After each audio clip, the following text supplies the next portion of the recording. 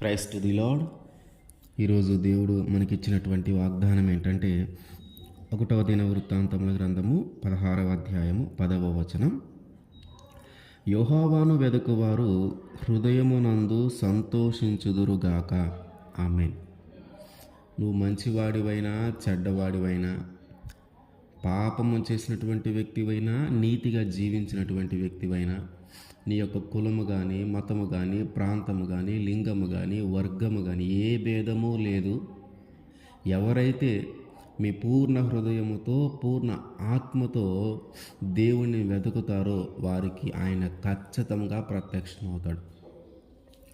ఇక్కడ వెతకటము అంటే ఆశ్రయించటము లేదా అడగటం అని కూడా మనకి అర్థమవుతుంది. అయితే దేవుణ్ణి వెతికిన వారి హృదయములో ఎందుకు సంతోషము ఉంటుంది? దేవుణ్ణి వెతికిన వారి హృదయం ఎందుకు సంతోషం ఉంటుంది? లూకా సువార్త 11వ అధ్యాయము 10వ వచనం. అడుగు ప్రతివానికి ఇయ్యబడును, వెదకువానికి దొరుకును, తట్టువానికి తీయబడునని మీతో చెప్పుచున్నాను. వెదుకు వారికి ఆయన దొరుకుతాడు. అంటే దేవుణ్ణి ఎవరైతే వెతుకుతూ ఉన్నారో వారికి ఆయన దొరుకుతాడు. కాబట్టి హృదయంలో సంతోషం ఉంటుంది. అంటే మన ఇంటిలో ఒక సమస్య ఉంది, దానికోసం మనం ఆయన అడుగుతూ ఉన్నాం, దానికోసం మనం ఆయన వెతుకుతూ ఉన్నాం. లేదు, మన శరీరంలో ఒక సమస్య ఉంది, ఒక రోగం ఉంది, దానికోసం మనం ఆయన్ని వెతుకుతూ ఉన్నాం, దానికోసం ఆయన్ని మనం అడుగుతూ ఉన్నాం. లేదు, మన ఉద్యోగం కోసం, మన వ్యాపారం కోసం, మన చదువుల కోసం, ఇట్లా మన అవసరాలు ఏవైతే ఉన్నాయో వాటన్నిటి కోసము మనము ఆయన్ని వెతుకుతూ ఉన్నప్పుడు ఆయన మనకి దొరుకుతాడు. అంటే ఏంటి? ఆ సమస్యకు సంబంధించినటువంటి పరిష్కారము మనకి దొరుకుతుంది. ఆయన దొరుకుతున్నాడంటే మనం ఆయన అడిగినప్పుడు ఆయన మనకి పలుకుతూ ఉన్నాడంటే, మనం వెతికినప్పుడు ఆయన దొరుకుతూ ఉన్నాడంటే, ఆయన మనతో మాట్లాడిన తర్వాత, ఆయన మనకు దొరికిన తర్వాత ఏ సమస్య నుంచి అయితే ఏ సమస్య గురించి అయితే ఆయన అడుగుతూ ఉన్నామో, ఏ సమస్య గురించి అయితే ఆయన్ని వెతుకుతూ ఉన్నామో ఆ సమస్యకు పరిష్కారము దొరికినట్టే. దేవుడు మనకి దొరికాడంటే ఆ సమస్యలన్నీ మనకి వాటన్నిటికీ పరిష్కారము దొరికినట్టే. కాబట్టి దేవుణ్ణి ఎవరైతే వెతుకుతూ ఉన్నారో వారి హృదయంలో ఖచ్చితంగా ఆనందము, సంతోషము ఉంటుంది. అయితే మొదట మనము దేవుణ్ణి వెతకాలి. అంటే మనము తినటానికి కానీ, లేదా కట్టుకోవటానికి కానీ, ఉండటానికి కానీ, ఇహలోక సంబంధమైన అవసరాలు ఏవైతే ఉన్నాయో అవి తీర్చుకోవటానికి మొదట వెతకకుండా, అంటే వాటిని ఎలా తీర్చుకోవాలి, వాటిని ఎలా సంపాదించుకోవాలి, వాటిని ఎలా మనము పొందుకోవాలి అనే ఆలోచన, అనే పని మొదట చేయకుండా, మొదట చేయాల్సింది ఏంటంటే దేవుణ్ణి వెతకాలి. దేవుని రాజ్యమును, దేవుని నీతిని వెతకాలి. మత్తయి సువార్త 6వ అధ్యాయం 33లో, కాబట్టి మీరు ఆయన రాజ్యమును, నీతిని మొదట వెతుకుడి, అప్పుడు అవన్నీ మీకు అనుగ్రహించబడును. మొదట దేవుని రాజ్యమును, దేవుని నీతిని వెతికినప్పుడు ఏమి తిందుమా, ఏమి తాగుదుమా, ఏమి ధరించుకుందుమా అని దేని గురించి మీరు దిగులు పడొద్దు, దేని గురించి మీరు కలత చెందొద్దు. వాటిని మొదట వెతకొద్దు. ఏం తినాలి, ఏం తాగాలి, ఏం కట్టుకోవాలి, ఏమి పొందుకోవాలి, ఏమి సంపాదించాలి, ఎలా జీవించాలి, ఈ లోక సంబంధమైన వాటిని మొదట వెతకొద్దు. నీ మొదటి ఇంపార్టెన్స్ దేవునికి ఇవ్వాలి.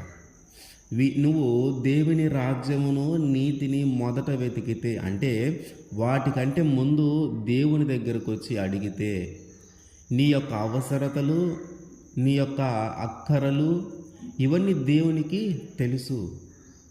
నువ్వు బయట ప్రపంచంలోనికి వెళ్ళిపోయి వాటి కోసము పోరాడి ప్రాకులాడి నీ ఆరోగ్యమును, నీ ఆయుష్ను పోగొట్టుకునే దానికంటే కూడా మొదట దేవుని రాజ్యమును, దేవుని నీతి, అంటే ఆయన దగ్గరకు వచ్చి మొదట అడిగితే నీ అవసరతలు, నీ అక్కరలు, నీ ఇబ్బందులు ఆయనకి తెలుసు. కాబట్టి అవన్నీ ఆయన నీకు దయచేస్తాడు. కానీ మనమేం చేస్తూ ఉన్నామంటే లోకంలోనికి వెళ్ళిపోయి దేవునికి దూరమై అవన్నీ సంపాదించుకోవడానికి మనం ప్రయత్నం చేస్తూ ఉన్నాం. కానీ దేవుడు అంటున్నాడు, అవన్నీ నేను నీకు ఇస్తాను, అయితే మొదట నీవు నా పని చెయ్యి, మొదటి నువ్వు నా దగ్గర విచారణ చెయ్యి, మొదటి నువ్వు నన్ను అడుగు. మనమేమో లోకంలో పడి అటు సంపాదించుకోవడానికి మనము ప్రయత్నాలు చేస్తూ ఉన్నాం, కానీ దేవుడేమో మొదట నా దగ్గర అడుగు అవి అని అంటూ ఉన్నాడు. అట్లాగే మనము దేవుని వెతికేటప్పుడు మన పూర్ణ హృదయముతో పూర్ణ మనస్సుతో వెతకాలి. అంటే దేవుని అడిగేటప్పుడు మన పూర్ణ హృదయము మన పూర్ణ ఆత్మతో మనం అడగాలి.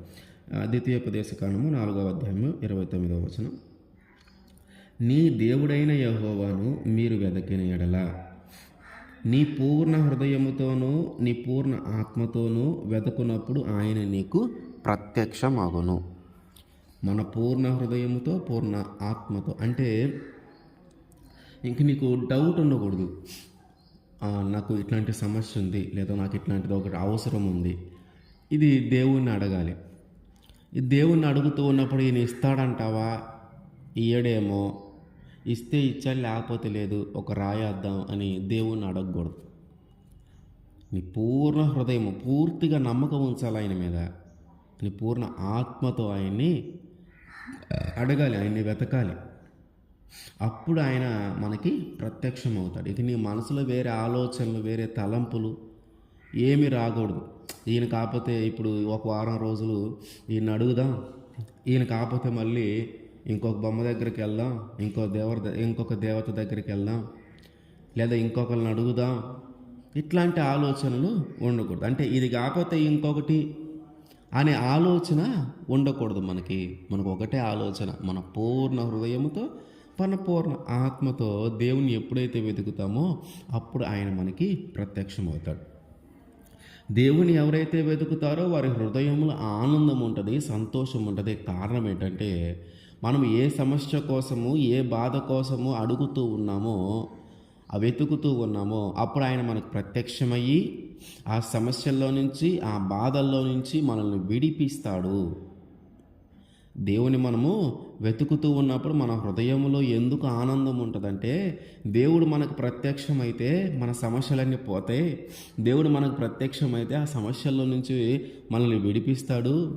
దేవుడు మనకు ప్రత్యక్షమైతే వాటన్నిటిని తట్టుకొని నిలబడే ధైర్యాన్ని ఇస్తాడు.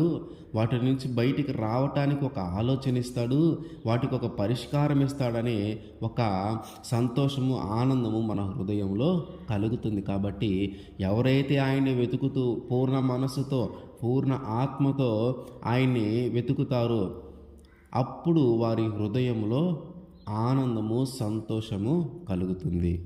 ఆమేన్.